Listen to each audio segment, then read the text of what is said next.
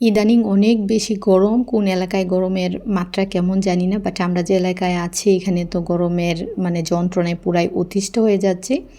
So আসসালামু আলাইকুম, কেমন আছেন সবাই? আজকে দুপুরবেলায় কিন্তু আমি অনেক মজার একটা ভর্তা করেছিলাম, আর সেই সাথে খুব সিম্পল আর র্যান্ডম একটা ব্লগ শেয়ার করতে যাচ্ছি।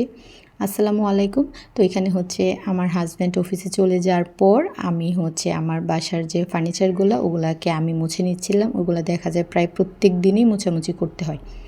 এত পরিমাণ ধুলা হয়, মনে হয় যে একদিন না মুছলে কত দিন আমি মুছি না। দেন কিছুক্ষণ রেস্ট করে আমি রান্নাঘরে চলে গিয়েছি।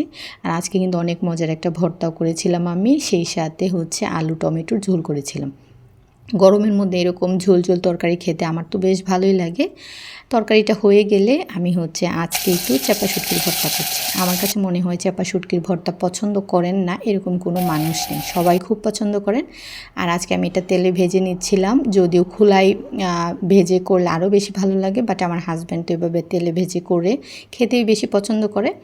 দেন ভাজাভাজি হয়ে গেলে আমি এটাকে হামানদিস্তায় নিয়ে নিলাম আর অল্প লবণ দিয়ে খুব ভালো করে ছেঁচে নিয়েছি।